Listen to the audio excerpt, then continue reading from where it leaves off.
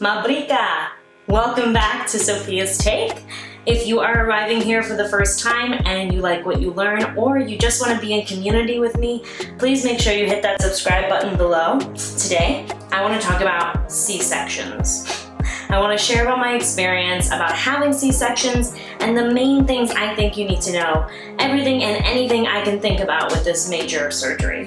Let's get started. This is just a quick disclaimer to say, as you're listening to this video, I want you to understand that I am not a doctor, that I am not an OBGYN, I am not a general surgeon. I am a woman with dwarfism that has had 2 C-sections, and I want to share my experiences and sort of the step-by-step process of how that day and that surgery might look. So it's just one experience that I hope I'm bringing to you, but this is not medical advice or consult.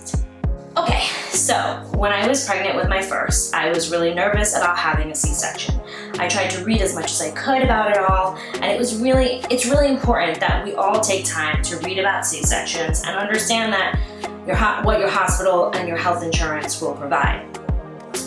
By understanding every little detail of this surgery, you can be armed with information, and this experience can feel like something that you have control over, and it can be positive and a smooth birthing experience for your baby.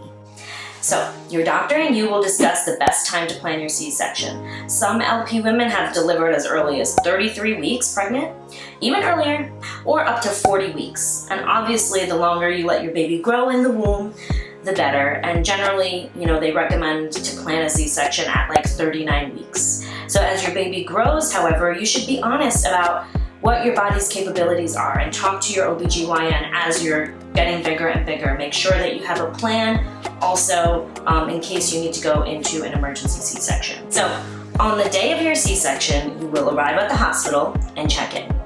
They will put you in the pre-op holding area, and that is where you will begin to get ready for your surgery. You will meet your surgical nurse, you will go through your birth plan, you will get your hospital gown, and they will listen for your baby's heartbeat and put your IV in and get you all prepped for surgery. Part of the decision that you will make before that day is what anesthesia you will be using for the birth of your baby. Of course, if you want to be awake and alert so you can see the birth of your baby, they are able to do that. And it's with a local spinal block or an epidural, which can numb the lower half of your body. And you can be awake during the surgery and you won't feel a thing. It's quite miraculous. Okay, so with the epidural spinal block, what they're gonna ask you to do is gonna ask you to bend over and focus on your breathing. And they're gonna do the block in the back. Now, what I did while I was in surgery is I asked for a chair or a step stool or a nurse so I can brace myself, because with my big belly, I had to, really not want to fall over.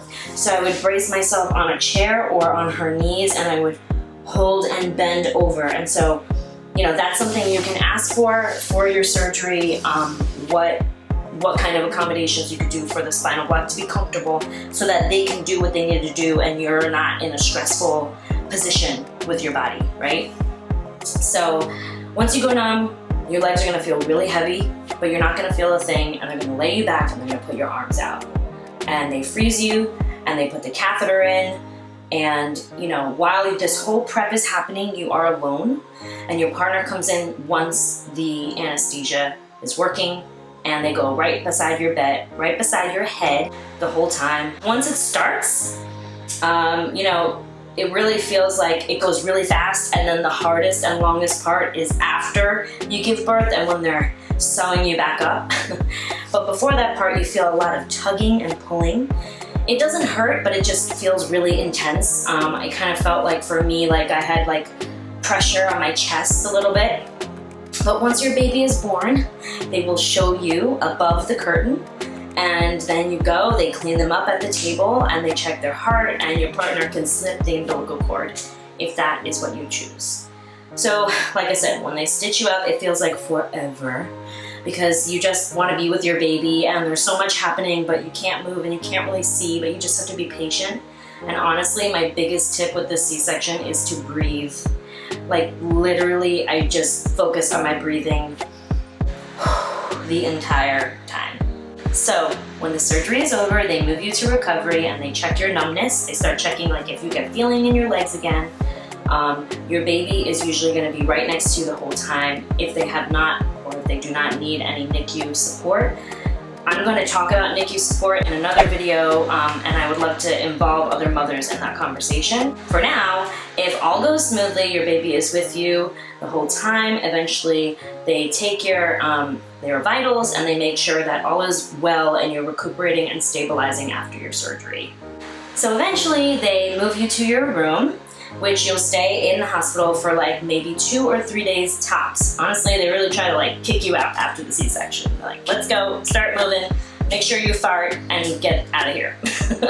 So, you know, after a few hours before you can move around, you're gonna feel really, really sore. But moving around is the best thing you can do. So until you're cleared to get up and move, usually you just get up and you sit in another chair and you start breastfeeding or you start pumping and you're doing all of that. Just getting in and out of the bed is great exercise. And that movement helps with healing faster and with your recovery. It helps your bowel movements start moving, you know, walking to the bathroom and standing to stretch, you know, not overdoing it. Just doing really small movements to your capabilities.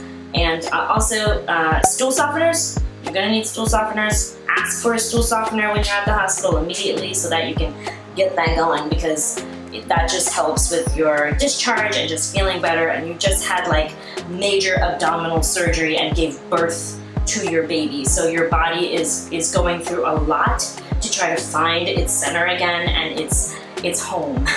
So you really want to listen to your body and balance rest with movement.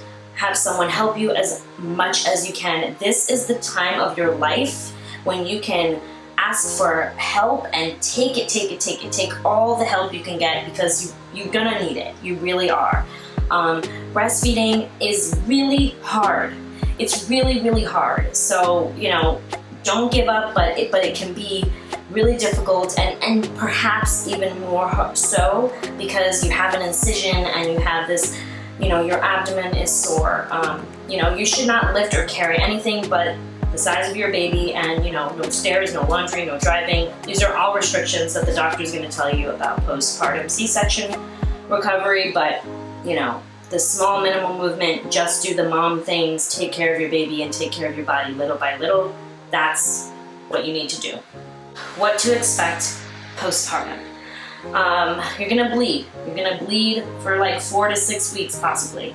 And those first few days, it's gonna be really red, it's gonna be bright, and then eventually it will be brown and it will get less and less.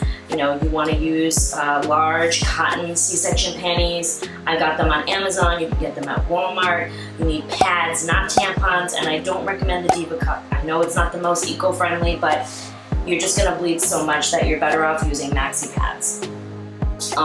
You know, if you have golf ball size clots of blood and you're soaking through more than 1 pad per hour, they say that you have to call your doctor. You're gonna feel a lot of soreness and tenderness, and it could be from the catheter, but it's also possible that you had some labor contractions. So, yeah, and so your incision is gonna be below your belly button, and honestly, it's gonna be really small.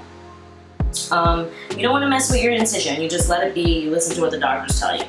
You might have staples, you might have stitches. Usually all those things come off on their own. The staples have to be removed.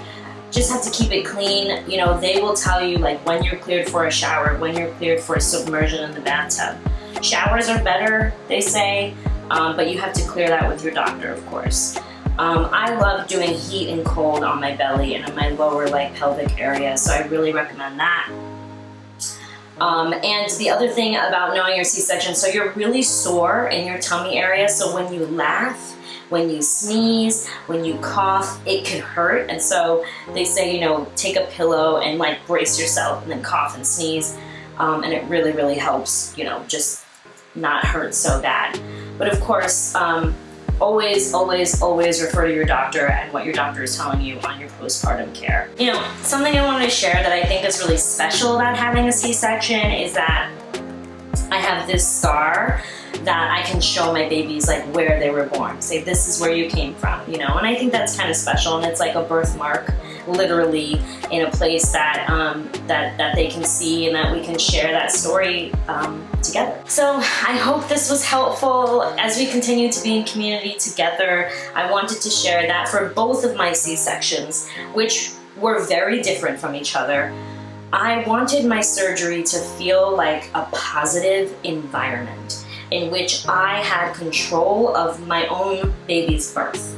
You know, I think that knowing everything up front can really, really help you enter this experience with confidence and with excitement. It doesn't have to feel like this scary surgery that you don't have a say in or that you don't have control over. It is the birth of your baby, and you are the mother, you know, so you can make this experience as much as of yours as you can. So, you know, for any dwarf mamas out there, if I missed anything, you are more than welcome to share your stories in the comment section or reach out to me via my website, and let's stay in community with each other. So I hope this video was helpful. I'm gonna put a couple of links in the description section below. Make sure you leave a thumbs up, a comment, and don't forget to subscribe. See you next time. 1, 2, 3, 4.